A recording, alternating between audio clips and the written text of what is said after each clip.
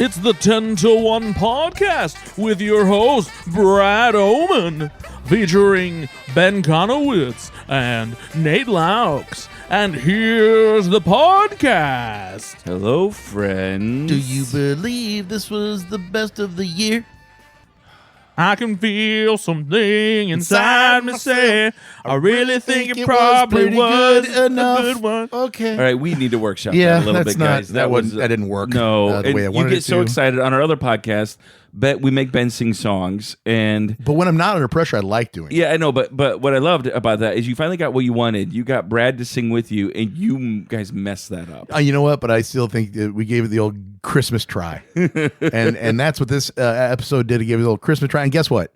It succeeded. You know what? I'm proud of what I did, and you can go to hell. Whoa, language. Are you proud of what Ben did? Never. Come on, man. It's Christmas. It's Christmas. Christmas. It's Christmas.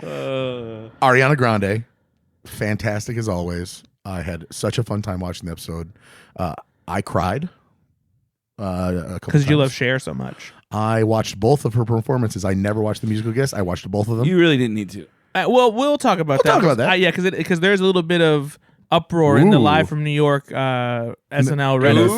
Ooh. Well, welcome to the show. This is the 10 to 1 podcast where we recap and review Saturday Night Live episodes.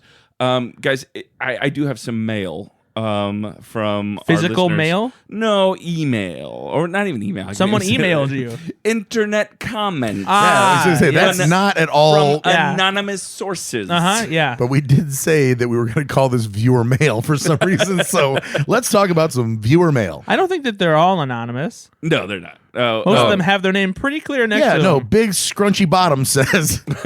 I know Big Scrunchy Bottom personally. I only knew Big Great guy. Scrunchy Bottom's senior. Please. All right. That's my father. That's my father. Okay, I'm going to read you. I'm going to start on Spotify, okay? Because there's one here that made me laugh quite a bit. I swear to God, if it's another... It better not be a... No. This is great. Okay. This is Brad WZ, and he says, hey, guys, just wanted to let you know, I have a music podcast called 1 to 10 where I review the top 10 songs of a performer or group's career, which sounds like a delightful podcast, by the way. I've seen comments like, Glenn Powell was great and really enjoyed Bob's Army. Also, Melissa McCarthy was amazing in the UPS skit.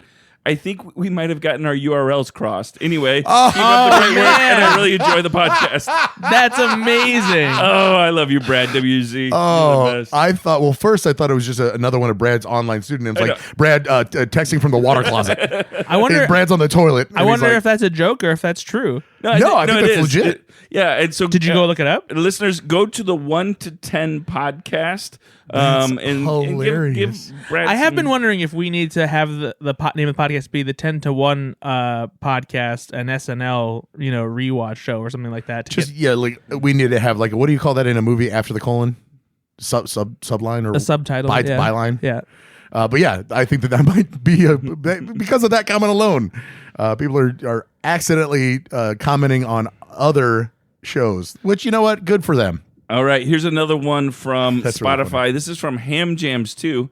First time totally not anonymous, Brad. Was the first Ham Jams taken? Yeah, exactly. First time commenter, long time listener. Love the show and wanted to know what are your thoughts on Ego Odom leaving SNL. I'm still sad about it. On the most recent episode of her podcast, she read off ideas she's had for SNL's during their pitch meetings. They were a woman joins the Peace Corps thinking it was a workout class. And what if you hook up with a weatherman hoping he'll name a hurricane after you? What a loss for humanity. P.S. Spotify's autocorrect is nuts. I listened to that episode of the podcast because it was the one that Heidi Gardner was on. She has a podcast called Thanks Dad because her dad was estranged from her and wasn't part of her life, and I believe now is dead.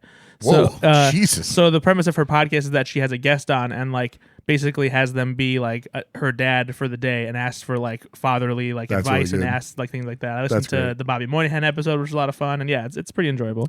And that's Ego Wodom's. Yeah, that's Ego Wodom's podcast. Awesome. Yeah. No. I mean, we still miss Ego. There's a big void there, and it's not just because SNL does not currently have a black female cast member. Obviously, that's hard to work around when you're writing sketches and stuff, when you just don't have that that I guess that stereotypical person. But beyond that, so much more. Ego brought so much more than just being obviously a black female in the cast.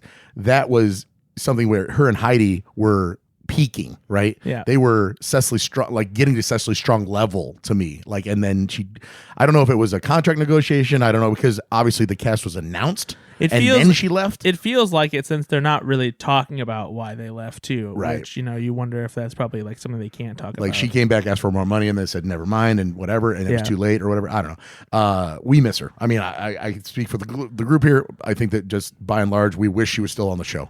And if anything, I think I miss her even more now, especially since after the Bowen Yang farewell, it's like, oh, I wish we would have gotten this for Heidi and Ego. Absolutely. Yep. I agree.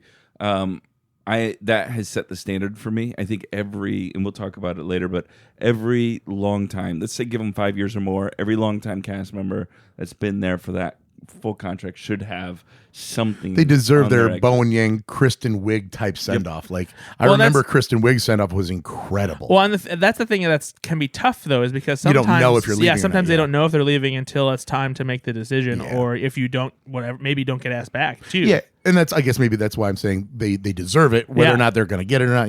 That has everything to do with other things. All right, here's one from Jessica Schaefer. This is from Facebook.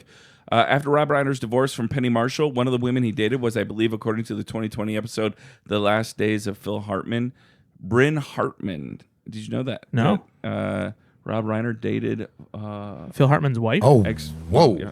The one that killed him? Yep. Wow. That's a weird bit of trivia. Yeah. Yeah. All right. Very strange if true. And then I do want to also read, there's some other comments. Shout out to Joe Wicker and Andy Tucholsky, but I want to read this one for our final one. Brock Heasley says, another great episode, guys. Appreciate the shout-outs and confirmation I do exist. My wife even bumped into me today and said, oh, it's you. So a lot of wins this week. Agreed, Brad's Dad Part 2 was the best of the night. Josh O'Connor is amazing in Wake Up Dead Man, but not a super inspiring episode overall. Have to weigh in on Jane Wickline. I don't think she's untalented as a writer. But as a performer, I enjoy awkward comedy, but that's not how she reads to me. She's trying real hard, I believe that, but that's kind of the problem. And she can be distracting even as an extra, where you could tell she's not quite sure what to do.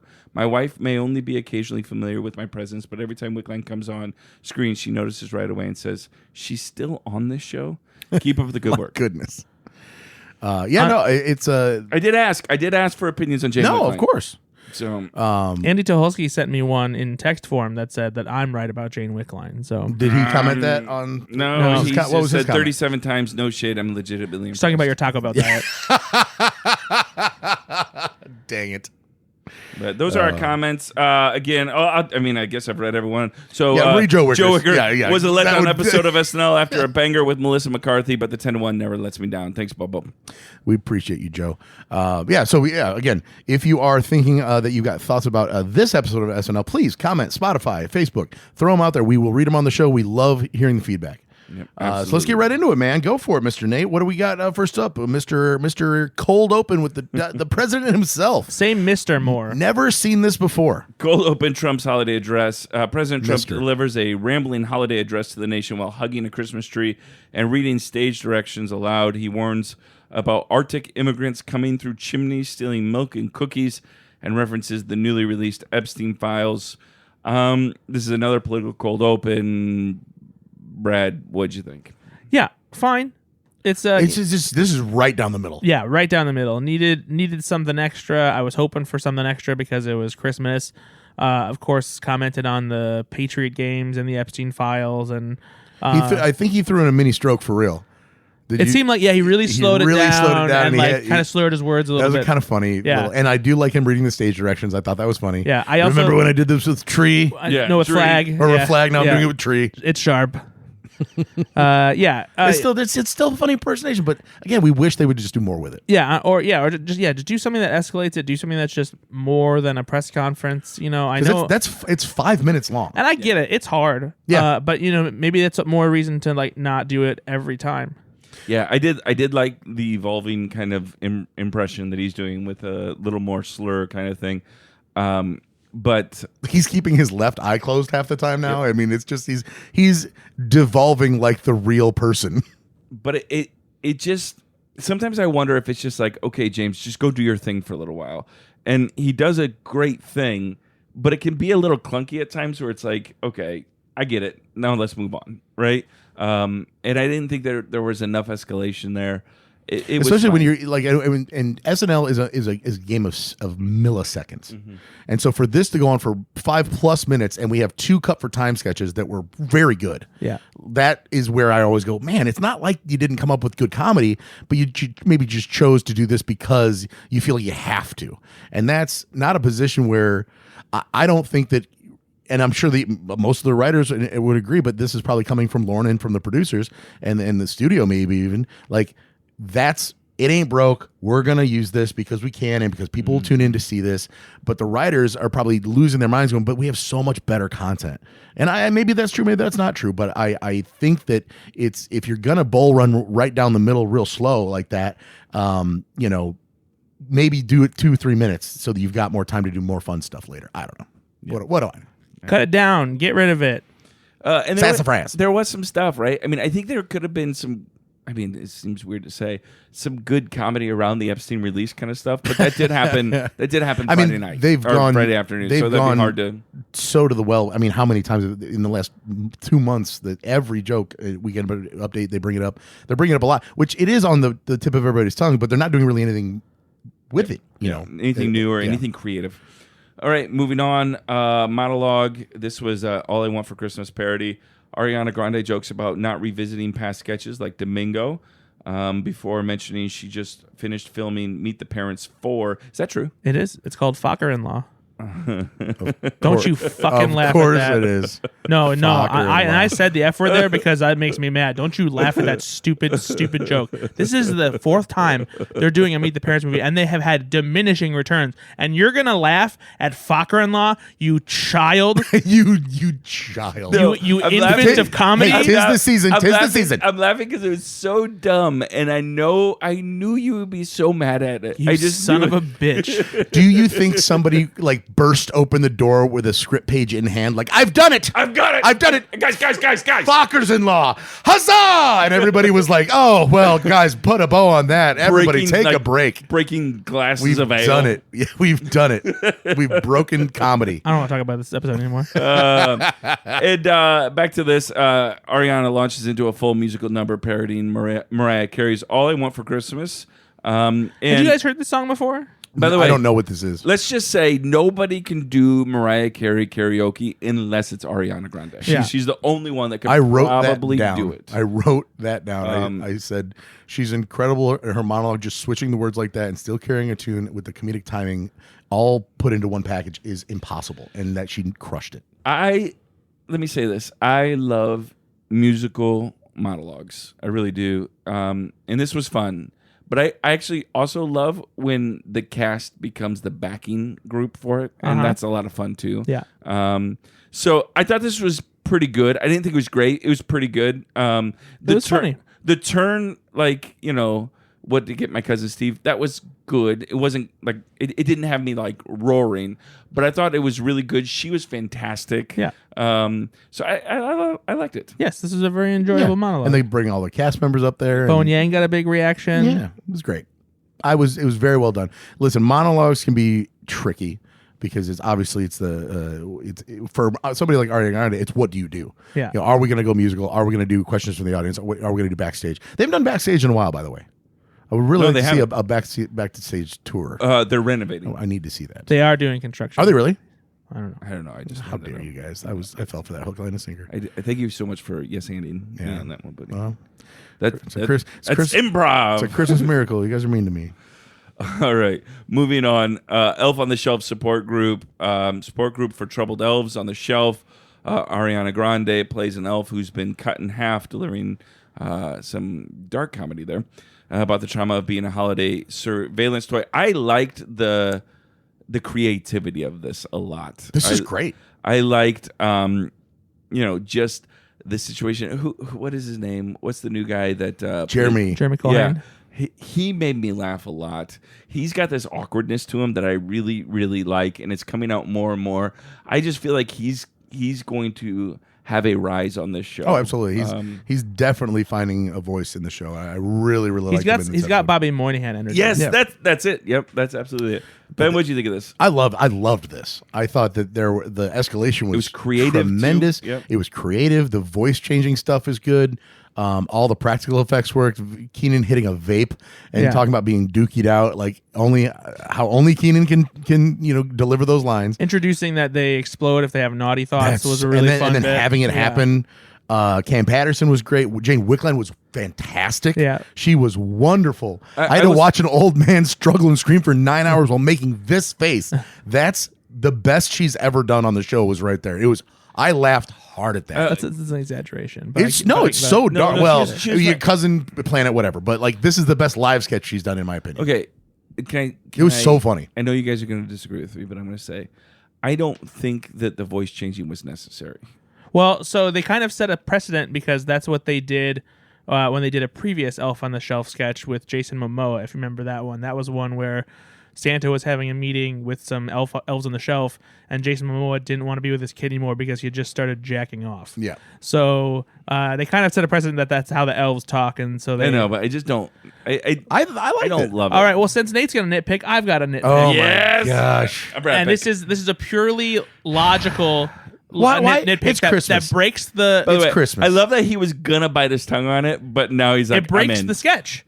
And it's still very funny. I still really like the sketch a lot. But however, you won. this is supposed to be a meeting of elves on the shelf, dealing with their own, the problems that they're having and stuff. Jeremy Culhane's elf is apparently still stuck in a couch. So how the hell is he at that meeting?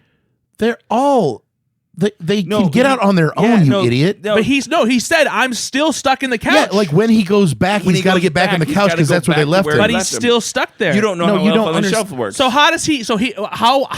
Wait, no, hold on. No. You don't know how this works. No. How are they all there then, Brad? Tell me how does he get away? How are they all there? How does he get away? Because he can walk away. He's just saying they forgot For how about long? me. Forever. They forgot about me. For how down long? here. Forever until they find him. No. How long could he be away if he wasn't forgotten? How long can Keenan be away? How long can any of the That's what I characters be? mean. Exactly. That's what I mean. Right. That's what I'm saying. You're saying that there shouldn't even be a sketch because at no point in the world of the universe they have not established they can't get away. Correct. They literally just have a whole bit about how they can't move. When the humans are there. So right. So how is it so easy for them to get away for an entire meeting? Because when the humans aren't there, they move. That's the whole Elf on the Shelf thing. This meeting's probably taking place at 3:00 in the morning when everybody's in bed. How bed. Elf on the Shelf works. If Jeremy Culhane's elf is still lost, but they haven't found him yet, there's no reason for him to still have gum and Lego stuck on him because the kids haven't seen him. So they don't know that he has that stuff on. He could have taken that stuff off, left it in the couch, and when he goes back, still put it back on him. He's not allowed to do any of that. Yes, he is. If he can go to the meeting, then he can do that. Jane the kids Wickline don't know that he has stuff stuck on him. Jane Wickline's character said it best. I had to sit there for 9 hours and watch. Oh my God, that's literally what I just said, though. So whatever condition, can he move or can he not move? Whatever condition can he move or can he not move? He can, but he's not allowed to alter anything about him. But the kids haven't seen him because they lost him and he's stuck We're in the gonna be fighting couch. about this for days. So they don't know that he has Legos and gum on him. You just don't understand. No, you don't understand. You're an idiot. Because in oh my God, this is such bullshit. In the real world, moving on. You're just losing this argument, so you're getting mad. No, I'm not losing this at all. You literally proved my point for me. I did not. Calling it time in out. the real world, they have to go with whatever happens to them. Okay, all right. They have not. He has not been seen with Legos and gum on him in the couch. It doesn't matter. Yes, it does. No, it doesn't. Oh, it does All right, matter. stop.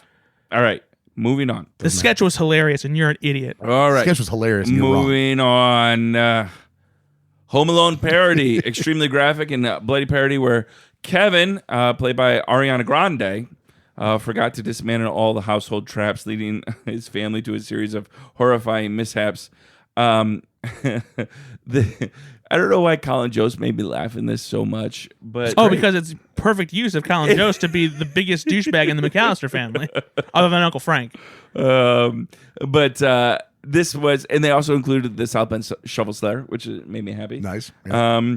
What'd you guys think of this? Did it work for you? Loved it. Oh my God, this was great. So This was funny. so I wasn't sure where it was going for the first minute because I thought the bit was going to be that Kevin's mom just gets increasingly more delirious since that was how they started like the first couple of jokes. and then it took the bloody turn they've done with Martin Short and Steve Martin before for Christmas Carol. Well, this was reminiscent of the Scooby-Doo of the Scooby-Doo one as well, yeah.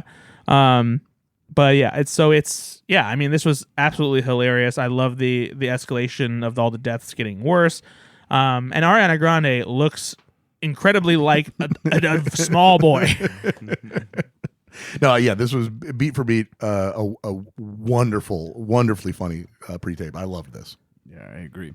All right, moving on. Dance 101. 2 overly dramatic dance instructors have ridiculous intensity. This is Ariana Grande and Marcelo Hernandez and a bunch of others. What did you what did you think of this one? I'm going to start with you, Brad. Did this work for you? I thought this was really funny. Okay. The energy that there's a lot of physical comedy in yeah, this one. exactly. Yep. And the energy that Ariana Grande and Marcelo Hernandez have keeps it going too. I like that there's also funny responses from the people in the class as well, of varying kinds of comedy too. Like they're not all doing the same thing where like they get to make a joke. They have their own thing that works for their character. And I also love with I'm assuming this was an improvisation, but the constant switching of the goatee, because obviously it didn't stay on Marcelo's face, and they kept giving it back and forth to each other, which was really funny. No, Ben, did it offend you when they did the anti-vax jokes? No, it offended me when they mimicked how I like to have, get women pregnant and leave. No, Jeremy Colhane stole my bedroom style. That's all I'm gonna say. Oh, that's fair. That is fair. Thank you for letting me do this. No one's ever let me do this before. That was so funny. I laughed so hard at that. It was so good. So did Chloe Fineman. Oh my god. This sketch was really funny because of stuff like that. I think it did.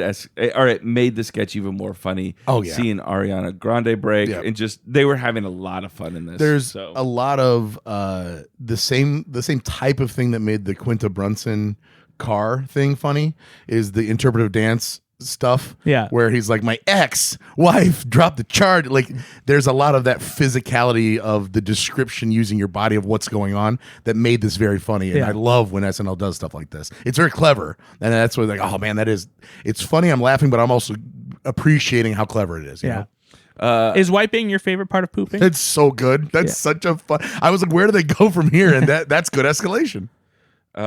Sebastian Maniscalco. I feel like every time I hear Marcelo now, especially in this, it kind of reminded me of his impression there, just because because they all sound the same. Merry Christmas, thanks, Brad. Nate. Thanks, Nate. I didn't say that. Yeah, we're not really appreciative about that. Don't worry, Nate's got some real strong opinions about Marcelo Hernandez playing Bad Bunny coming up here in a second. Oh, interesting. It just sounds the same to me. I don't know. Super Bowl should be in English. All right. The next is Random Holiday Duet Spectacular, a Peacock special. Features iconic celebrities paired together to perform duets of Christmas songs. They've done stuff like this before. Yes. This is kind of a catch-all for an impression cavalcade. Exactly that they're doing. I'll read some of the impressions that were being done.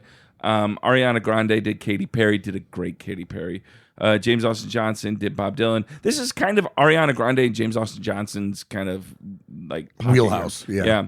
Andrew Smooks was Bruce Springsteen. Did a great Bruce Springsteen. Marcelo Hernandez. like most of my stories, completely made up. Yeah. Marcelo Hernandez was Bad Bunny. Sarah Sherman was Kate Bush. Bowen Yang as Yoko Ono. Which, so funny. It was so funny. Yep. Kenan Thompson was Stevie Wonder. Which, do you guys know about that conspiracy theory? That Stevie Wonder's that's one of the older conspiracy theories that Stevie Wonder can see. Chloe Fineman was Bjork. Veronica Slowakowska was Post Malone. Which I had to pause. I was like, which cast member is that? It took a second because I thought it was Ben Marshall at first. Well, I thought it was like Ariana Grande at first. I thought they really did some stuff. Kam Patterson was Lil Jon. James Austin Johnson was who's Cameron Winter? I don't know, actually. And is he an opera singer? No, he obviously was not singing opera. Oh, no. I thought it was good. James Austin Johnson. No, at the end. Who's the guy at the end? That's Andrea Bocelli. Who is that? One of the most famous operatic singers of all time. Is that the Three Tenors guy with Pavarotti? I mean, he's like, I don't know if he's one of the 3 tenors. Okay, so don't come at me like you know everything. No, but I know who Luciano Pavarotti is. If you don't know that guy's one of the 3 tenors, then you're acting like you're a big boy with the opera scene over here. No. Just saying. I just know one of the most famous people of that ilk. So, I mean, okay. Well, yeah, cut it out. No, By I the way, don't know. Pavarotti is one of the 3 tenors. There you go. With But he didn't even know his Carreras name. and Placido Domingo. No, I knew that Pavarotti was one of the 3 tenors. I didn't know that if this guy that James Austin Johnson was playing was also in the 3 tenors. I didn't know that. But he's not. All right. Correct? James Austin Johnson played in Andrea Bocelli. Yes. Who's not a 3 tenor. Correct. He's the 4th tenor. So Cameron Winter, I have no idea who that is, and I feel like it was such a niche impression that maybe they just like snuck in and be like, "Well, James Austin Johnson can do this, and we want to do another Benson So Boone." who is he? Cameron Winter is an American musician who fronts the rock band Geese. How long ago? He's or 23 years old. is it new? Oh then no, this is us being. He's gonna be the host. He's gonna be the musical guest in 2 Yep. weeks. I'm sure. I'm sure our listeners know exactly who he is, and we don't know. He's from Brooklyn, so I'm sure he's big in New York City. Okay. Anyway, they use it as an excuse to get another Benson Boone flip in there, which I was happy with. The Benson Boone shit is hilarious. I wrote down what else did I write down about this. I actually made notes this time because I had so much. While you look that up, so many thoughts. I want to get this in because James Austin Johnson's Andrea Bocelli. Yeah, I wrote that down. So impressive. I go. He can actually sing. I'm like, oh, they sound fantastic. I wrote down James Austin Johnson has. Pardon my language. James Austin Johnson has some fucking pipes. You didn't have to say it. Yeah, no, you could have said that. You literally knew what you were about to read, and you still said it. And our listeners are like begging us not to do that, and you did it. Okay, sorry. As much as you rag on me, you literally made a choice But I to did say it out that loud. does make me laugh a little bit that you did it. He's got pipes, man. He does. He can sing. Incredibly impressive. I was so impressed by Yeah. that. I wrote that down. I wrote down that Jane Wickline with Little John. Honestly, SNL being self-aware enough, it was really really clever. I really liked that. Jane Wickline has, and then the second appearance of Benson Boone made me laugh so hard because when he came back the second time, you know what's going to happen. Yeah. And it's the pratfalls are wonderful. It's Marcelo Hernandez too. Is it really? No, it's not. No. I was just like, that's just a stunt. Just a little gotta guy. be like a stunt person, but That was great though. I love these, and I wish they did more of these, and I don't know if they ever did like consistently do these things, where they're doing the auditions. They do them every now and then. But every now and wish then. they would do them a little bit more, not often, but a little bit more, because it just shows the talent of impressions, especially when you have such a good impressionist like Ariana Grande, who is incredibly skilled. And I think that's probably why they leaned into it this time, because when you've got a host that can do a bunch of different impressions, that's where you would put this kind of sketch, right? Yeah. I agree with you. I'm all about this. If they did it every third episode, I would not have no, a problem with that. but a couple times a year, I wouldn't be mad about. No. Especially with the new impressions they're doing. They also have James Austin Johnson, who is, again, maybe one of the best impressionists we've ever had on SNL. So yeah, it's kind of fun to see him. I put James Austin Johnson more in the like the ilk of a Daryl Hammond than I do a Bill Hader for some reason. I think Bill Hader. That's not fair. I think that Daryl Hammond's great impressions too, though. No. I'm saying that James Austin Johnson and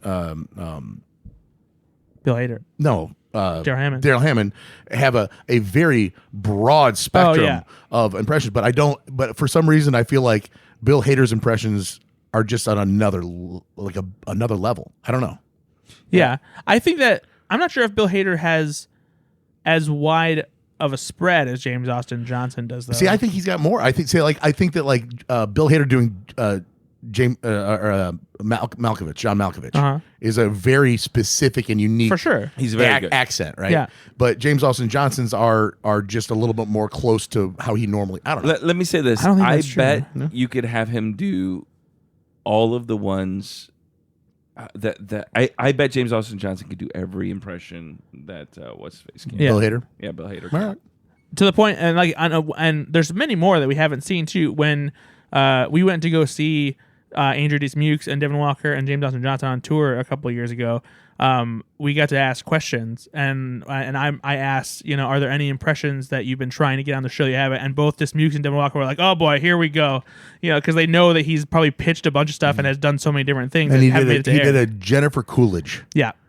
Knocked it out of the park. It's not true. No, what did he do on that night? I actually forget what the answer was. Who's the food guy?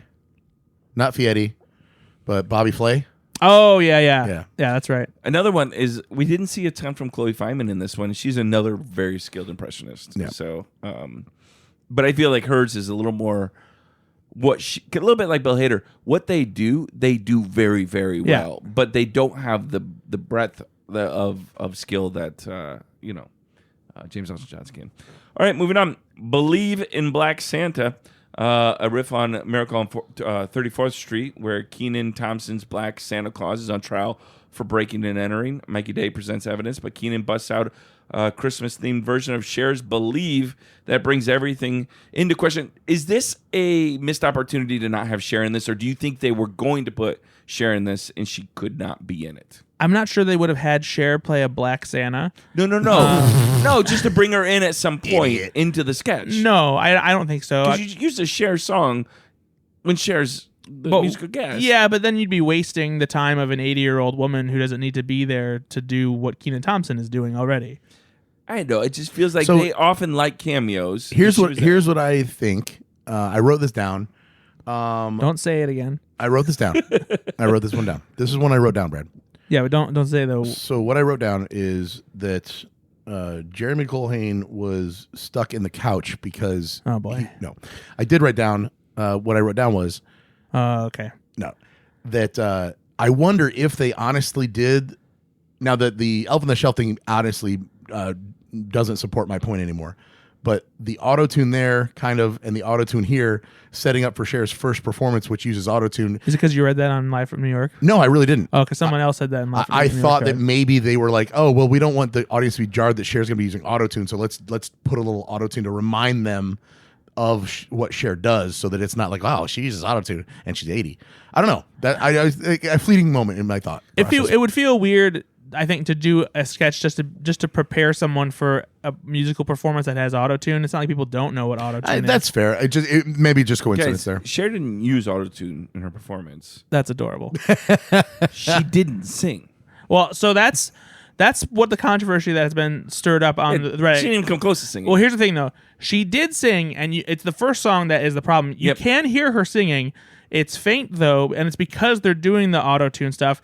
But what they've done is they've made the backtrack vocals so strong so that if she's not singing loud enough, or if she doesn't want to hit a certain note or something like that, or she's not doing full-throated singing, the song still sounds okay. Because if you go back and listen, you can hear her singing. It's just sometimes faint, and then sometimes, just she stops.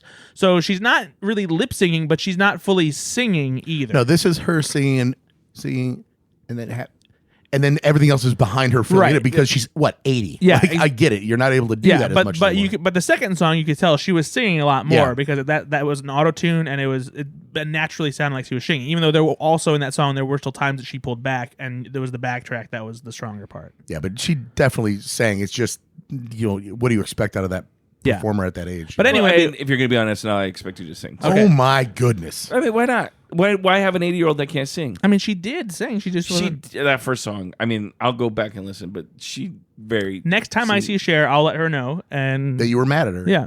I just also she's an why icon. don't you believe in Life After Love? She's an icon. I man. She can do anything. Believe in Life After Love, and I am not an anti-Cher person. It's just if she can't sing, don't have her on the show. Wow. What's the point? Well, because Bowen wanted her on the show. Is that right? Well, probably. If that's the case, then great. Bring her on. I'm okay with that. But let's just say it. Did you see what she did at the SNL 50 concert? Fucking knocked it out of the park. Yeah. Didn't do great. Wow. This one, but whatever.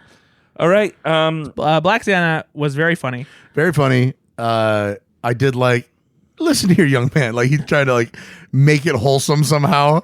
No, that's not at all. He's not Santa Claus. He's a pervert. Yeah. Why can't I be both? Why can't I both? You've asked that several times. Yeah, exactly. No, and I stand by it. It is the question of questions for Ben. Yeah. Why not both? All right, it is time for weekend update. Let's should we do the Bradometer or no? Yeah. So Brad, we're gonna switch it up on you, buddy. Nate and I conspired because in lieu of joke swap, I'm so bored. We decided that we'll come up with a number this time on the Nate Benometer, and we're gonna come up with a. It didn't even lend itself to we already have wordplay. Well, we already have a number. We got to workshop that one because it's like Benate. We got to do like Benate or something because you've got a N at the end. I've got an N. Benate. Benatron. We'll work on it. So the idea here is we already have a number we've I love that discussed Brad's thinking prior to this. Yeah, I got nothing. And so the pedometer typically is a score of 0 to 100. 100 is the highest. And it's, dude, Colin Jost and Michael Che have a nice back and forth. And was the episode good? And were the bits good? Now, Not the episode, but the segment. sorry, the segment, the weekend of segment. Jesus, he's so hard to work with. You almost think that he's been doing this for 3 years now. He might know how to describe it. So we but- have a number in mind that we think that We we did talk about that. this achieved already. Okay. Brad, what do you think we thought? If you're not It's not right, your number anymore. It's our number now. if you're not right, this is your last episode. Yeah. Oh, thank God. Joe Wicker is waiting upstairs. He's coming down. He's going to be the new host. I've been waiting so long. I have so many better opportunities waiting in the wings. I know you do. Yeah. Like Bowen Yang. I'm doing a Mad TV podcast. Perfect. Rewatch. Yeah. Perfect. No, they're bringing it back. We're doing live. So what's our number? I'm going to say 91. Oof. A little high. So high. Do you want to 89. We had an 86. Oh, okay. Yeah, we had an 86 on Seems this a one. little low. Why'd you go so high? Well, there's a half joke swap. So Yeah, that was kind of disappointing. No, and so that's why it was higher than normal. But other than the joke swap, that was half of a joke swap, which was a little disappointing, honestly.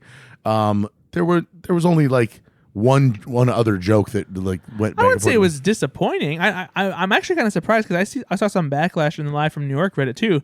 I thought it was a funny thing for Che to pull on jokes. It is.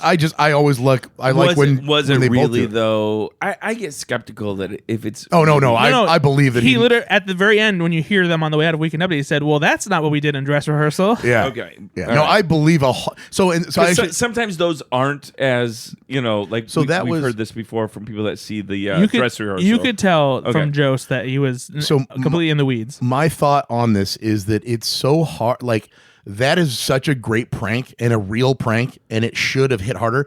But it's really hard to like let everybody know that that's really freaking incredible. That like he had to do this sight unseen for real. It's just there's not a big reveal there. You know, it's not the audience. Aha! Oh wow! What an incredible thing. While behind the scenes, it's really tough to pull that off. It's something completely different. A dress rehearsal. They trick him. It's a big prank.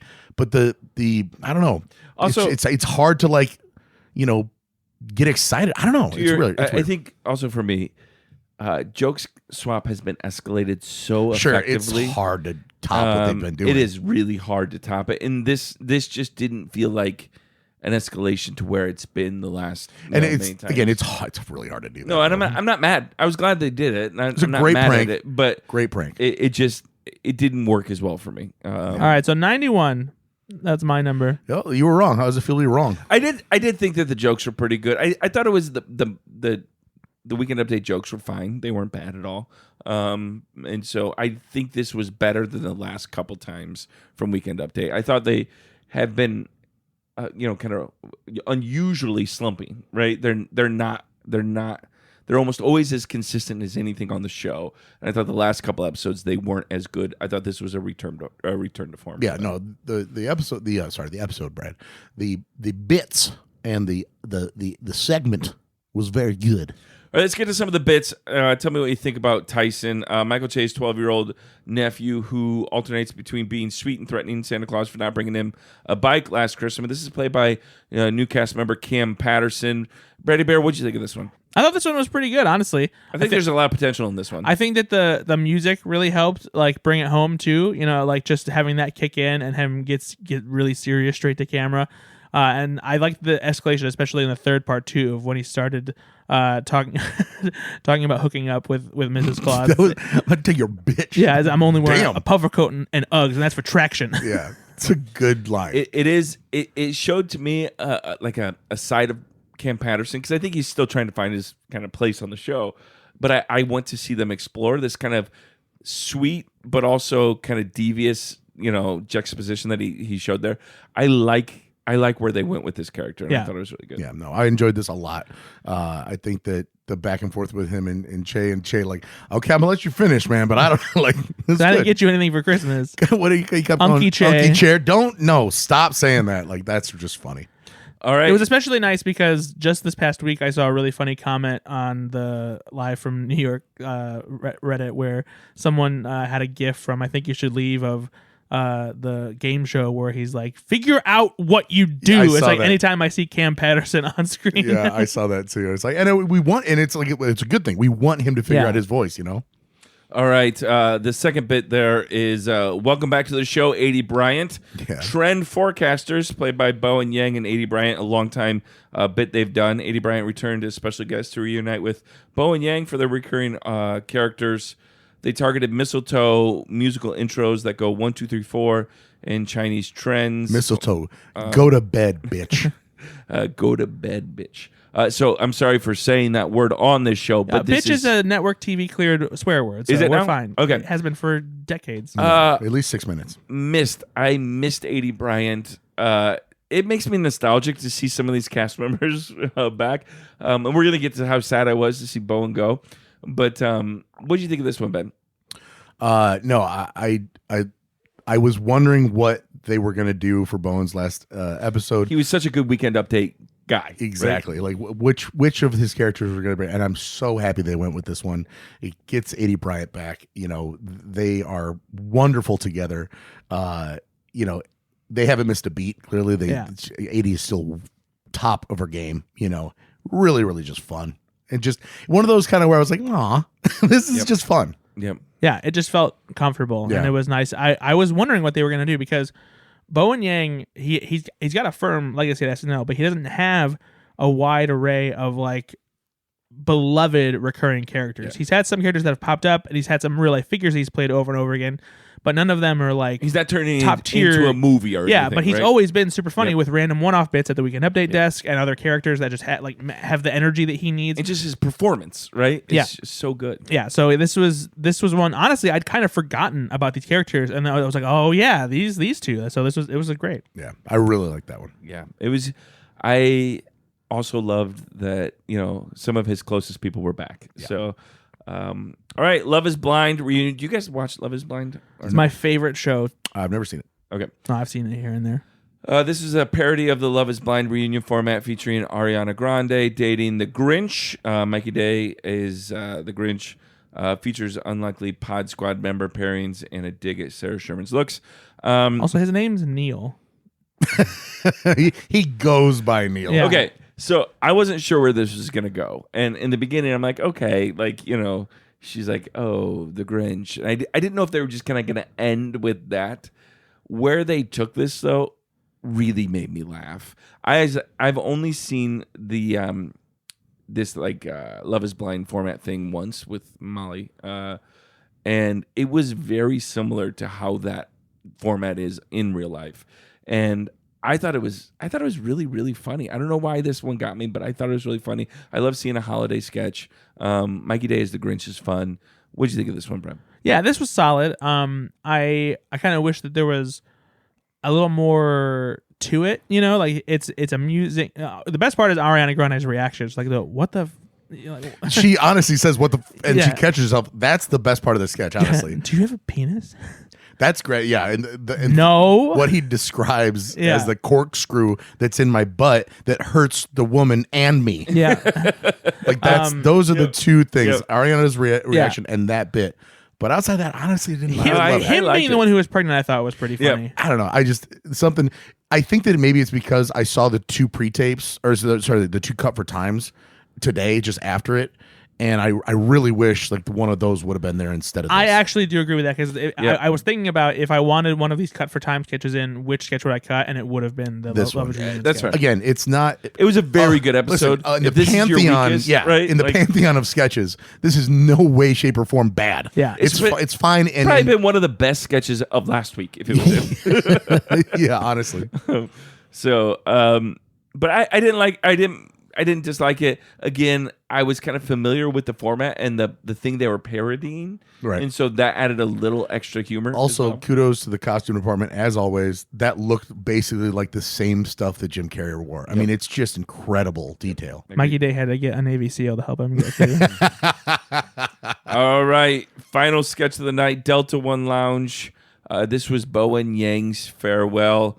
Bowen Yang plays an elderly Delta Sky Club employee working his final shift serving eggnog. He speaks to the cast members, including Kenan Thompson, and he kind of gets emotional doing it. I'm not going to lie to you guys. I cried watching this straight sketch. up cried. Yeah. Like literally, I was getting emotional, and then finally I just kind of let it go, and I was really emotional watching this. No, I was legitimately wiping tears away from my eyes. I had tears rolling, and I watched this twice because I poignant. showed my mom the episode after I already watched it, and even the second time I watched it, it like got me teared up again, just because he is so genuinely emotional and overwhelmed, and just hearing him talk and cry and like just really just tell everybody how much he appreciates and loves them. Obviously, the just very, very poignant metaphors for everything. Yeah. And I just and with the cuts of actual humor where it's like goodbye Kenan Thompson, like just stuff like that, and just him actually getting choked up and then singing at the end, like that got me good. When he really lost it, buddy. And him and Ariana are, I think, legitimately friends. For sure. Yeah. You know, it was kind of special to have her there with him, right? There's so much bad shit in the world, and to see something like this where somebody's leaving on their own terms and is going to hopefully have an incredible career ahead of them, and just watching how beloved they are to an institution that we love so much, and getting the chance, like we said earlier, not everybody gets the chance to say goodbye in a sketch or at the end of the show like Kristen Wiig got. I love that happened for him this time, because I think we all kind of needed it. Like I need to see some goodness. No, out so there. many cast members left, right? I would have loved to have Heidi and Ego and all of them get this moment, because they gave the show and they gave us as an audience so much that it's good to kind of be emotional about it. It's good to say, you gave me literally hours of enjoyment of my life watching you do the thing that you're really good at. And then there's an article that Brad shared with us. Variety just wrote an article. Person. Nate did that. Sorry, I Nate shared did. it, Sorry, I but apologize. it's fine. Brad shared an article, and it basically is like, SNL was already struggling, and now with Bowen, what are they going to do? It's like, get out of here. Yeah. Like the show is fine, and Bowen leaving, it's a hit, but at the same time, like Cole Haynes coming into his own. There are Actually, other. Padilla. Padilla's a rock star. You know, Marcel Hernandez. This year, Dismukes. I mean, it's gonna be Sarah Sherman. This We're year fine. will be a rebuilding year of sorts. But still, it's still if that's what we're getting out of a rebuilding year, get out of here. This is a great year. I think this also answered the questions, because some people, I mean, it kind of came as a shock, right? They announced it, and so it came as a shock, and I think some people were wondering, obviously, this is the thing I hate about the internet, is there's always like, oh, what's going on, right? But, I mean, obviously, if he wanted Cher there, if that is true, they had that planned in advance. This was a planned thing that Bowen was going to. Well, in the sketch, he says that he wanted to keep it going for just a little bit longer. So I wonder if he intended maybe to do the full season, but maybe something came up and like it made sense for him to leave half season, and he saw, if they could have Ariana Grande back and Cher was going to be there, that's like his way to go out. Not many people have left mid-season. We've had people like Cecily Strong, Eddie Murphy, and whatnot. But typically it's at the end of a season or before the beginning of a new season after the summer has passed. Janine Garofalo. Right. And so it was surprising for sure, but it also kind of made sense, because if anything, it was a little surprising he didn't leave before season 51 started. Yep, exactly. Because he was already coming into his own. He'd already had a couple big movie roles under his belt. His podcast with Matt Rogers has been doing gangbusters. From what I understand, that's a very big. It's a huge thing. They had their own award show earlier this year that was on Bravo. He has cemented himself as a role, right? He's made it, and people are offering him things now. He doesn't necessarily need SNL anymore, no, right? And so, but I would posit that the show doesn't necessarily need him either anymore. Like, it's gonna be fine without him. Not that I would love him to last for 2 more years, but like, I'm a peacock captain. You gotta let me fly, right? Like, get him out. Like, let him do his thing. And the cast is so big now. And again, like we just said, Hernandez, Padilla, Cole Haynes, Mikey Day, Sarah Sherman, Kenan, everybody's just gonna be just fine. Don't ring the alarm bells. Kudos to the writers of the sketch, though. This was a I almost want to say a beautiful way to send him off. Absolutely. I love the way they created this. There was humor through my tears, you know. And I really loved the way they ended this. Yeah. So I love Bowen Yang. I wish him nothing but the best. He will continue to make us laugh in other ways, but he will absolutely be missed. You know, do you think Keenan gets emotional about cast members leaving anymore because he's seen so many of them go? Seriously. Like I was thinking that the other day. I'm like, oh, poor Keenan, and I'm like, oh, he's like outlived like literally probably 100 cast members, if not for more, sure, by now. Right? I wonder who's on Keenan's Mount Rushmore of co-actors. People he's worked with. Yeah. All right, let's get to a couple Cut for Time sketches. The Cut for Time sketches are sketches that don't make the actual live show. They make the dress rehearsals. There's more sketches that go through the dress rehearsal, and after the dress rehearsal, they decide what is going to actually make the final cut for the show. But sometimes, because the dress rehearsal goes through all the tech stuff as well, they record it, all of that. Sometimes they put those sketches on YouTube if they're worthy, if they think they were, maybe a tough cut or anything. And so they put 2 on this week, which is rare to get 2 sketches on Cut for Time. Yeah, typically what Lauren says when it's time to like cut the sketches is that you're gonna get what you get because what we got is all we can get. So that's what's gonna be gotten to you. God. You're gonna get what you got because we got to you and we got you. That's what Lauren says. And also,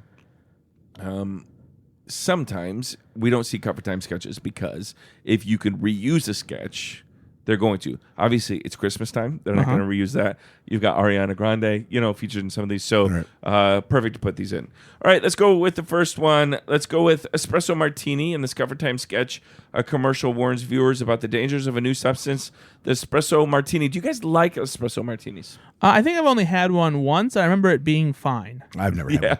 Is that a big deal right now? Is everyone or is all the women into the espresso martini? I feel is it having like a rosé? Yeah, that's time? what I'm saying. Is is this something where everyone's really into it right now? I don't know. I'm not really going out and hanging out with the girls these days. Yeah, you're not really into the 21 to 26-year-old crowd. Yeah, I'm not really hitting up the martini bars. All right, so let's talk a little bit about this one. What do you think? Would you have put this in the show? I'm not sure I would have put it in the show over the other Cut for Time sketch. Right. That's my preferred one, but it is very funny. I wish especially both the of ending. these were in the show, though. Yeah. They're very funny. I lost it at the end with drunk Ariana saying, "You look like Pennywise in an improv class." Pennywise took an improv class, and because she starts out by saying, "You big white." Yeah. That's just amazing. That's such a bland, joke that is so good. There's no meat on that bone. Like it's awesome. And then what else besides the Pennywise? She calls him something else as well. Oh, and yeah. I can't remember, but it? it's so funny. The Pennywise improv thing, but then she calls him a third thing. Oh, you look Phineas and Ferb. I mean, that's great. Bowen being the gay friend and arguing, I was in Greece. Yeah. That was hilarious. Punching Colleen's cutout and breaking it in half and then doing CPR on it. This is a very funny sketch. It was very, very funny. Yeah. Chloe Fineman's top comes down and it's blurred and she's like, "Where's my bra?" Just so good, dude. This was very good. I laughed really hard at this, honestly. But I am with you guys. This was the second best. Yeah. And that's saying something because this is very funny. The other one was Last Stop Christmas Shop. Good. Sarah Sherman, Ariana Grande, Lord, Chloe this is Fineman, funny. Jeremy Colhainer in this. In this Cut for Time sketch, a commercial advertises a place to buy last-minute Christmas trees. This was freaking hilarious. So good. I was laughing so hard at all of it. All their characters, Ariana Grande and Sarah Sherman's characters were funny. Just the way they look. Everything. Yeah, the props were freaking funny. And they all worked. The tree has a freaking switchblade. Almost was nostalgic One's to me. smoking. Yeah, no, it felt like we're not porn stars anymore, or the chandeliers. It feels very much like really that. good. And I'm like, it could have been a time reason. Again, they're trying to get all this in. They want they want Bowen's last minute. These kind of things. And so sometimes you look and you say, okay, we only have so much time. I really wish the this was general audience that likes or even doesn't like SNL would see this. This is what SNL is really good at. Let's show them. We should rent a billboard and make sure that it plays this video Or over get and over again. airspace. Brad, what did you think of this one? Did you love it? I loved every minute of this. I love that they had the slogan on the board in the back, and then they swapped it out for the longer slogan that they did at the very end of the sketch. Just the voices that they do are hilarious. Sarah Sherman has a bit during her stand-up special that she does where she does like a quote-unquote impression of her dad, and this is kind of the voice that she uses as her dad. So but yeah, just the way they talk and their attitude, their overall, just the way they're selling the trees is hilarious. It's like two dudes from Jersey, Yeah. basically, off the turnpike in a broken down lot. Like everything about this worked for me. Vern Troyer and Memorial Cactus. Dude. Oh, it was. Again, no notes. This is exactly what I want. Like Yeah. I want this all the time. All right. That's the episode. Let's go to the two end of episode questions. Let's go to cast member of the night, MVP of the night. Who would you give it to? I'm actually I know it's Bowen's last show. I get it. He's had a great career, but I'm giving it to Jeremy Culhane because That's dumb. he had a great show. He was in both Comfort Times, but he was also in the Elf on the Shelf, and he was in the dance thing with the This Is How I Have Sex thing. Made me laugh harder than maybe almost anything in the episode. I think he just had a really, really good episode. Everything he was in, he was very funny in. Wow. I'm Sorry, Bowen Yang. gonna say I gave it to Bowen Yang last week, by the way. I was ahead of this. let me say runners up here for me. Ariana Grande was great. She is becoming an all-timer for a host. Oh, I think she is an all-timer Yeah. already. Oh, yeah. She is so This good. is her Third? fourth? Yeah, Or fourth? and they just need to keep on bringing her back. Mikey Day, also underappreciated. He did great this episode as well. I'm going to give it to Bowen Yang. Though, Yeah, because 100%. He did. Why? Well, he was featured this episode. So many No, different of course. things. No, he's wonderful. Yeah. And he did great. And I don't understand why you don't like him. Oh, come on. I gave it to him last week. And so he knows how much I love him. But I wanted to shout out Culhane because he had a very, very good Culhane episode. did. He was very funny, and I think that it's good to spread the love a little bit. Kam Patterson also did well in his. Jane Wickline did well. I mean, honestly, everybody had a good, and honestly, besides, taking Bowen off the table because that's a no-brainer. Culhane had a great episode, but honestly, Keenan had a really, really solid episode. I mean, he always does, but the Black Santa Claus and the elf, the Dookie elf. I think it's part of the reason Everything. why the episode was so good. It's just because Everybody it was so was great. spread around Yeah. and everyone had a good opportunity. All right, let's go to Elf on the Shelf. Elf on the Shelf. That's huh? mine. Home Alone. Home Alone was mine too, buddy. Oh, yeah, you and your pre-tapes. You can have them. I like live comedy.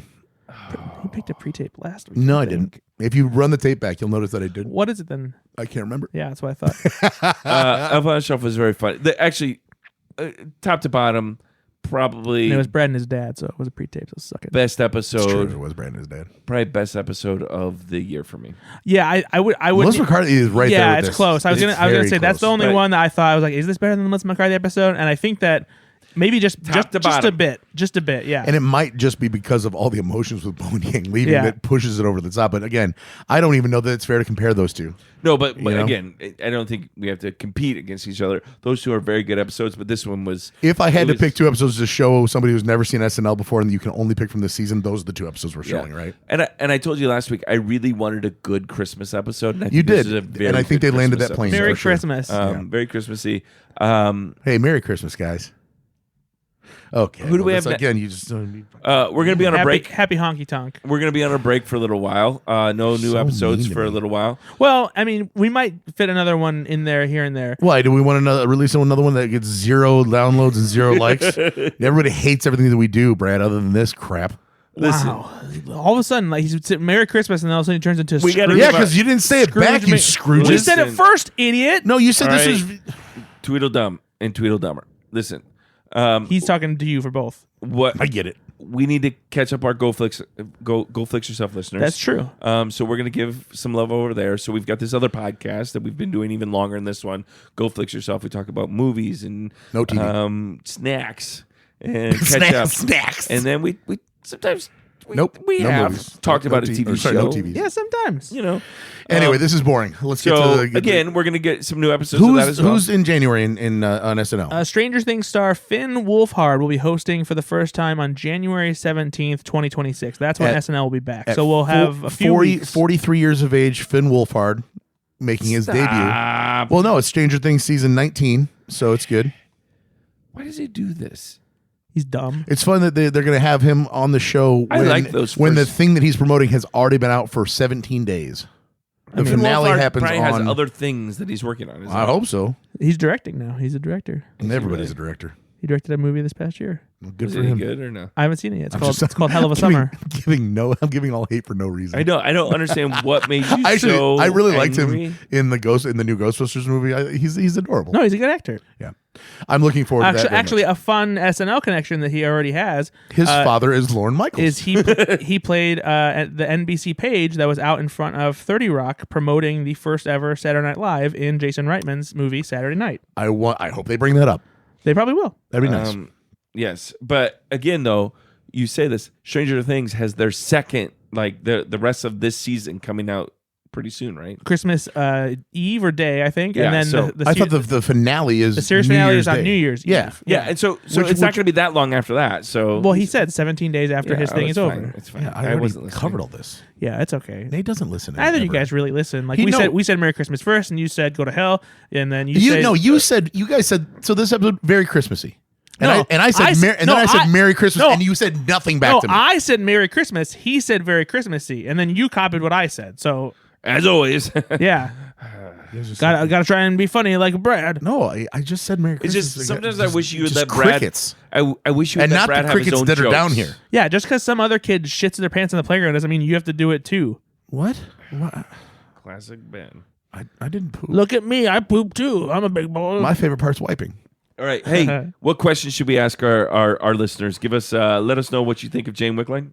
No, I think that we all agree that this is Bowen's episode. So take Bowen off the board. Who was your favorite cast member this time besides Bowen? Give us your favorite Bowen Yang sketch. Well, I'm just saying because I want to know how many people love Culhane like I do. Or tell us who you would like to host in the that's a back good one. half of season 51. Brad, you know what? You got a good. No, yeah, we want to know who you want. If you like me better, tell me who you liked other than Bowen. If you like Brad better, tell us who you want to see host. If you like me, just say Merry Christmas.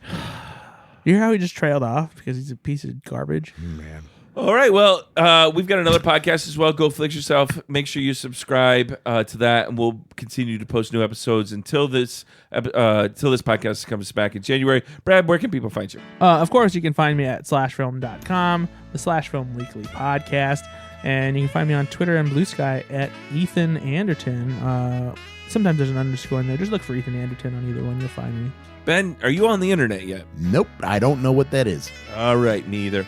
All right, make sure that you like us on Twitter, or do we even post on our Twitter anymore? I post I post when there's a new promo, and I post when there's a new episode. And All right. sometimes I retweet stuff that Brad other takes people... care of our social media stuff. So, and also like us on Facebook. Should we start like an Instagram or something, do you think? Nope. Oh, right. All right. We'll be back here in January. Be good to yourself. Be good to others. Merry Christmas. Bye-bye.